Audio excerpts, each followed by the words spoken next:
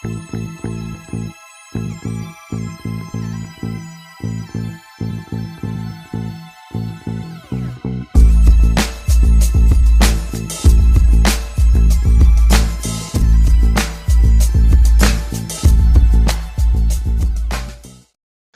wonderful Algiers Diamond actress, model, singer. Miss Nyesha Whitten Wilson. So what's been going on with you? Oh man, you know, I have been putting in for auditions, but mostly I had this dream, and a dream because I need to give me some more income coming in, and I think people, and I get emails daily, 3, 4 times a day sometimes, about acting classes, acting workshops. And I look at the credentials of some of these people, and the only credentials they have is that they're white, and white is right. You know what I mean? Right. And Now, some of them, right. I'm like, really? and and so we know how the industry goes. We know that a lot of times they don't look at your resume when you go see auditions. It's all about whose class you've taken, if they're friends with that person, because they said you take the classes, then you are serious about your craft. And people who don't take classes aren't serious about their craft, but that's a kind of bullshit. And most of the time they're looking to see if you've taken their friend's class or someone who's paid them, et cetera, et cetera. But I get a lot of people asking me about the industry, really asking about the industry, how to get in it, or about their children. And most of the adults that ask me are always asking about their children. So I'm thinking of giving parental classes about what to expect in the industry, Right. how to get your kids in, what things to look for, teaching them about schemes, teaching them about the best classes for their children to take, because there's not any out there. That's There's a exactly lot of that's exactly acting what I was classes. doing here in Alabama. I'm gonna hold a workshop, a 4-week workshop, a beginners workshop. Exactly what I have already sitting now. I got the business plan put together and everything. I'm just waiting for the city council to let me use the facility that I want to use. Wow. I have a facility.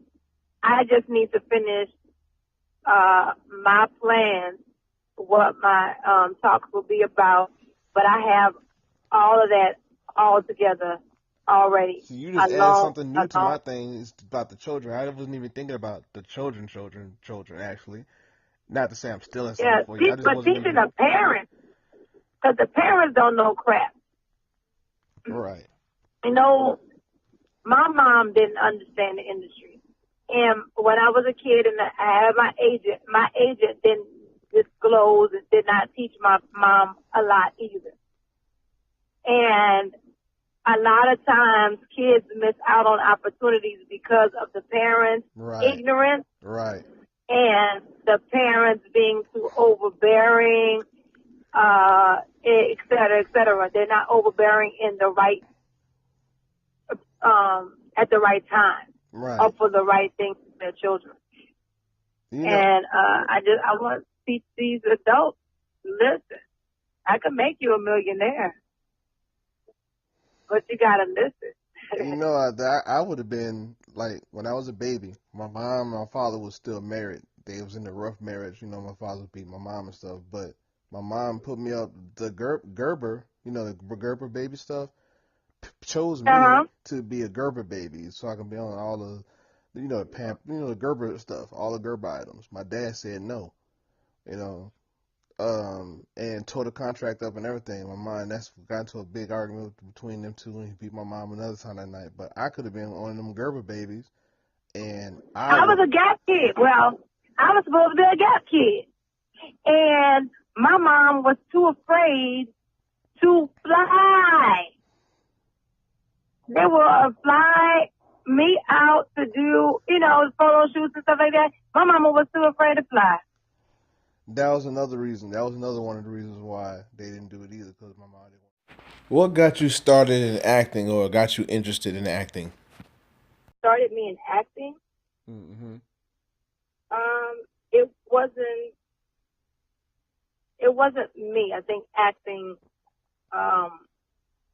called me. I was a little girl in the third grade, sitting in class, and our teacher said before us, and she said, Miss Brady, she said, we're going to have someone watching our class for a little while.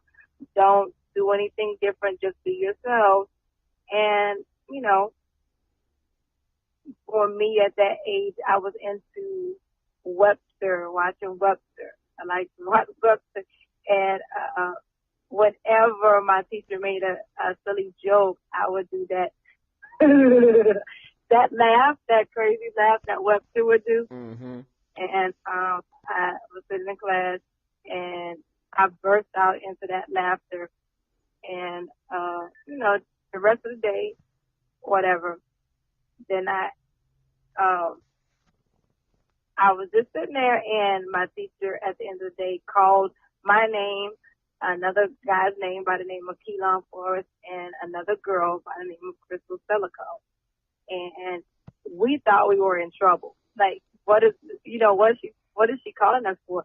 And she called us up and introduced us to the lady who had been sitting in our classroom watching. Happened to be Miss Lori Jefferson, who was an actress, an acting coach, and an agent at that time. And she was interested in us, and it kind of thwarted me into acting. She introduced me to acting.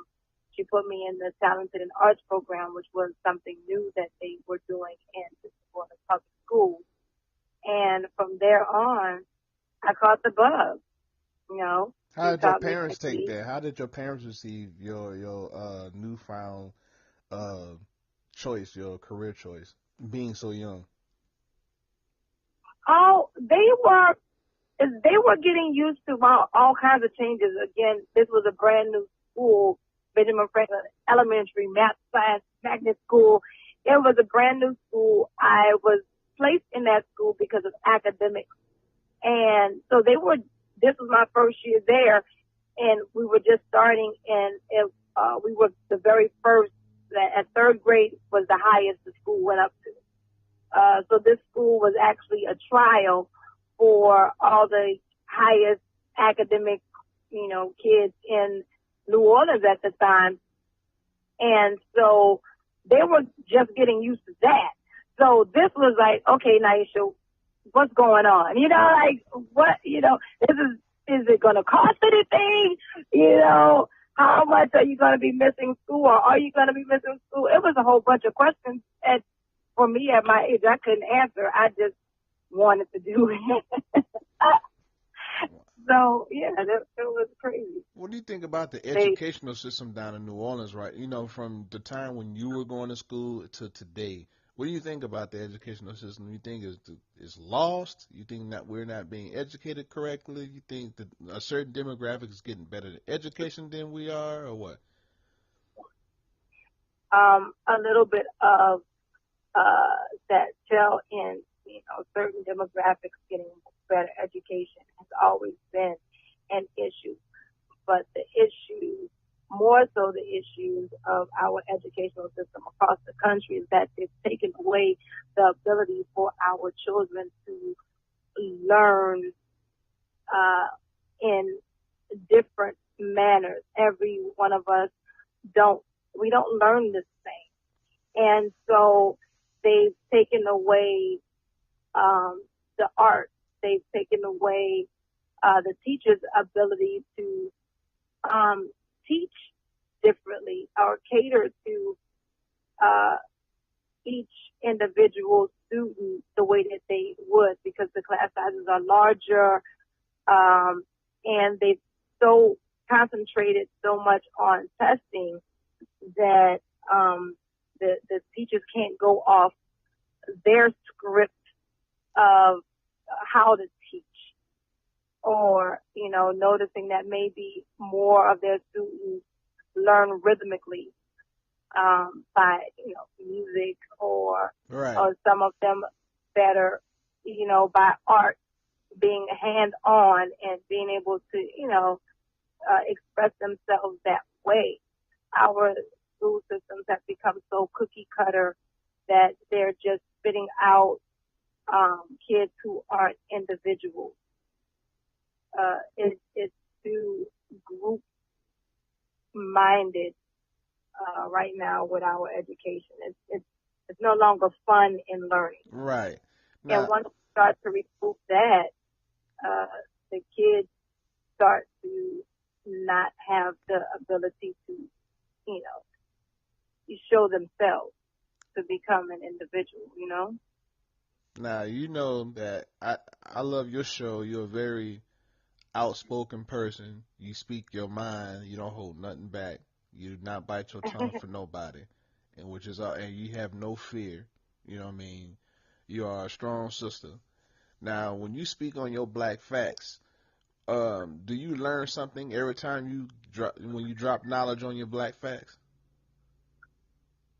I do. Uh, I like to do the black facts and learn along with you guys. So on my show, I don't overlook the black facts before I get to it. Uh, but I do, go back and expound on it myself.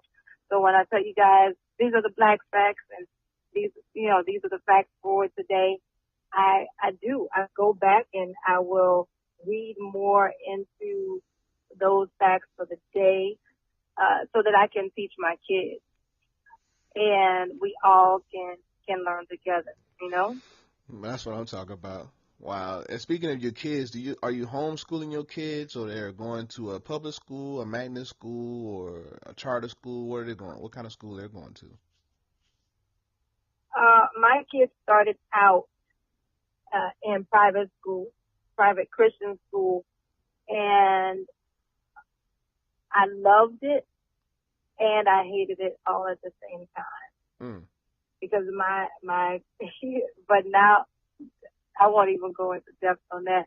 But now they are all in public school, but in programs where they can be challenged a little bit more academically.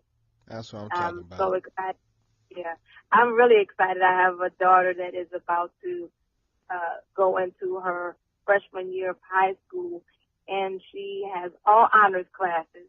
She's a straight A student, and she's also trying to um, be in the IB program. It's the baccalaureate program where she'll graduate with over 33 credits, and 7 of those will be college credits because she'll be taking college courses starting her 9th grade year. Wow. Proud parent now. I know hubby and you are like real super proud. That's what I'm talking about. I, I am. That's what's up. Now, All, you have all of anything? my kids. You have? Oh yeah, your kids also. I like little Naheem, the little one. What's his name? Naheem. He's the You're very all right, Naeem. Yes. yeah. He's very I guess I think he's gonna be one of those Disney Nickelodeon type kids, yo. That's off the chain. Oh, Naeem, that's my baby. He surprises me every day with his vocabulary. He just comes off and he'll say something, and you're like, "Where did you learn that word?" And it just sits down, and he's listening to conversations that he and his father and myself, he'll listen to our conversations, and it's funny how he can expound on. Talking to him at 5 years old is like talking to a 45-year-old man at least. you know? So it is true what they say that you gotta watch what you say around your kids because they're like a sponge, you know. They're magnet. They soak in everything that they're learning from either the parents and people around them. Yes. Oh, don't get to talking about, I call our new seated president. I call him Tang. Watch what you say about Tang around him because he will take that and he will bring it to school. Like, our president named Tang. They're like, what are you talking about? That is hilarious, yo. Comedy. Now you do have some very comedic things about yourself. Do you ever thought about, or have you done any stand up comedy? I have been asked to do stand-up comedy consistently. I host shows, and in it I will do a little bit of comedy, a little bit of comedy, but I've not called myself a stand-up comedian at all. I'm just quick with it. You have all the attributes to be a comedian. I can say that. You'll have them going crazy. I'm telling you, especially when you pack it up, put it in your chest, and run through the D-line thing. That's the funniest thing I ever heard in my entire life, yo. Dino, why don't you pack it up? Get your entire life, package it up, put it in your chest, run. That's what I'll be like. Where did that come from, actually? I don't know. It just came out one day and I never stopped. I swear. My daughter asked me, she said, Mommy, what does the D line stand for? I said, it depends on the person and what it I said, for you, girl, it's determination. Now be determined and go. Right. That's what I'm talking about. Yes, indeed. So I know you've been in LA and you've been bouncing back and forth doing your thing and everything like that. Do you go to these award shows or do you go to any of these little functions they have out in LA? And are you trying to get a big agency out there? When I go to LA, it's all about elbow rubbing. No, I'm just playing. I love to. I get invited to a lot of shows, and when I can make it, I go. If I don't, no biggie, because I really do try to focus on my career. And for me, just hanging out with, certain celebrities is not, I've made it. I made it when I continue on getting roles and, you see my face more on more commercials and on the big screen. So I go to events and I like to, hang out, but I'm more of an introvert than anything. So you're not going to catch me out at a party being the life of the party. I'm going to be the person watching. Sipping wine in the corner, huh? Yeah, sipping wine in the corner. No, sipping Patron in the corner, sir. Okay. That's what's up. I'm Patron in my cup. But I like the people watch. That's the best thing. That's how you study. That as an actor, people ask me how do I prepare for a role. I people watch. I watch other people in their element, outside of their element, in controlled and uncontrolled situations, and that's the study right there. That was one of my questions I was going to ask you. How did you get into character? And you already answered it, so I don't have to answer that. That was one of my questions I asked actors. No, and that's the question I'm going to ask, and I ask most actors this. If you're preparing for an intimate scene or a kissing scene, I know you're married and things, how would you prepare yourself and tell your significant other or your husband that you're about to do this intimate kiss and sex scene? How would you pull that off, and how would you do that? What's the mental state funny. for it? For my very first kissing intimate scene, I called my husband and I said, look, I brushed my teeth real good today. I made sure I got in all the crevices, baby, because I'm about to lay it on this dude. No, that's not what it is. I called him and I said, this is a serious thing for me. This is not just I get to lay in a bed with another man or, this is serious. And I want you to pray with me. And I want you to pray that, how it comes across on screen isn't raunchy or nasty or dirty, but I'm able to tell the story and it comes off beautiful and it comes off as art, not, just it's there because it's a sex scene and that's what, it calls for, but that the scene has a purpose and that the purpose is fulfilled beautifully. Right. And so he prayed with me and, I did, my first little scene and of course my preparation for it was, let's see, I make sure that I use peroxide and baking soda to brush my teeth so that I get real fresh and my teeth are sparkling. So when I kiss, they were like, ooh, girl, let's do this again. Take 3, take 4, take 12. Right. Hilarious. That's another question is when you watch actors in the scenes, they do their thing and they talking so close together. Do you feel like, man, your breath stink? Like, how, you know what I mean? It's like, I always see scenes when actors, they sit in front of each other's face. I was wondering what goes through each other's mind and how do they prepare themselves for those real close, tight shots when the actor is talking in their face. Because I've worked with actors with bad breath before, and I'm like, my goodness, you didn't prepare your breath? What's going on?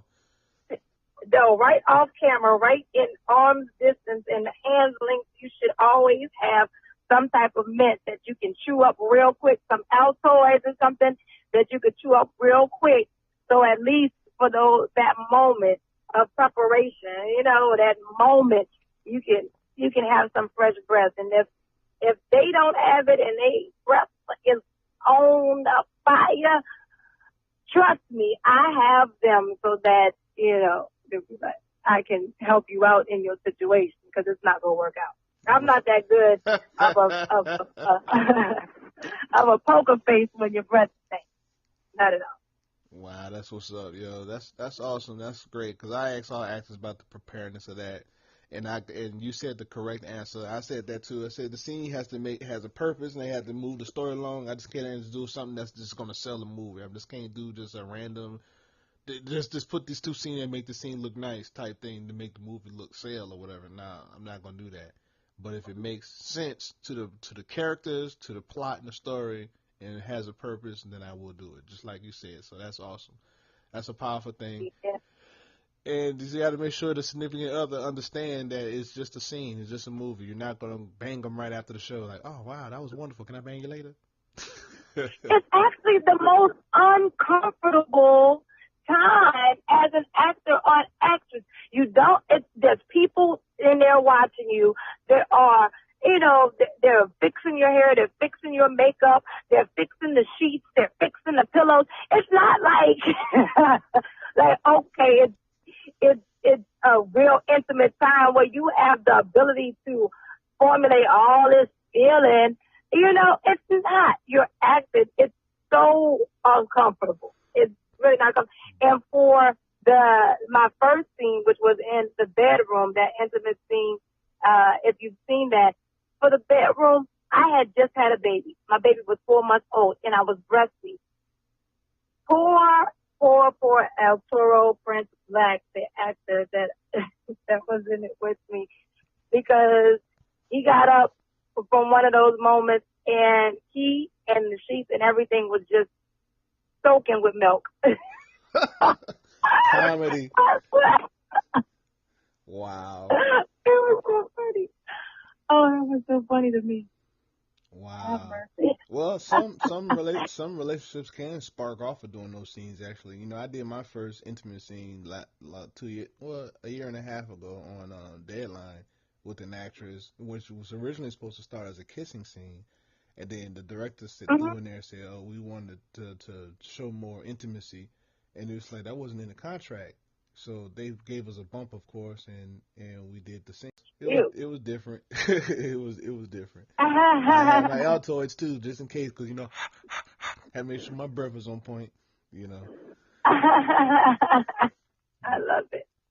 So I love about it. to finish up on everything. What words of wisdom you want to give to aspiring actors and actresses in business to keep going and motivate themselves in this biz? Because this is a daunting career, you know. Oh wow, words of wisdom. Don't stop. This career can be very discouraging, and don't take anything personally. Just because you're not picked for a role doesn't mean that you're not a good enough actor or you didn't portray it well. You just may have had a hairstyle that the director or the casting agent didn't, like or understand, or it may have been what color you wore that day. Don't take any of it personally. Persevere through it, because the moment that you give up could have been uh, the next opportunity, could have been what can shoot you to the stars, and be confident, and remember that in this career, even though uh, people see it as a vanity type career, that it has a purpose. We have a purpose to tell a story and to portray that story and bring someone's ideas to life. And that's very important in this day and age, to be able to portray it, to give someone's words life, to give someone's ideas life. Mm-hmm. And so, yeah, be all that you can be in the acting space. And no words at all, baby. You know what that is. You still the my no words at all. You still my Lana, so it's all good. Oh, I can't wait. I can't wait for Well, that. you No got worries gnarly at feels all. now. You got gnarly feels. Have you checked that out yet? I have. I've only read like the first 3 pages, so don't rush me. I'm about to finish doing it, finish reading it, but you know, and it's interesting. And that writing on Gnarly Fields is a lot different from the writing on No Words at All. Your style is different, and your approach is different. You were in a different mind space when you wrote it. Right. I, I, I can tell. Um, I don't just read a script. I read the writer. Well, that is awesome. Well, Try. yeah, I was in a different mind state when I wrote No Words at All. Actually, you're most definitely correct. But Gnarly Fields is, I feel that was something that can rival Greenleaf in power, you know, in its own Mm-hmm. sense. But when you finish reading it, that'll be awesome. You'll see it's just 75 pages. It's a TV pilot, and I don't know if you know who Willie Mack is and Gary Sturgis and Eric Ramsey, but I have those three Listen, gentlemen. Huh? sir. Oh my God. With that voice, I don't care what character I'm playing next to that. Okay. Oh, no. Well, Gary Sturgis, you know what I'm saying? Yeah. This is your girl, the Algiers Diamond, and I roll with my boy, Dino Wells, and the Dino Wells Show. Ding. Well, my friends can meet me on Facebook at Entertainer Nyesha Whitten Wilson. That's Entertainer Nyesha Whitten Wilson. And Algiers Diamond on Instagram. That's ALGIERS DIAMOND on Instagram. And it's the same as my Twitter. Yo, that's what's up.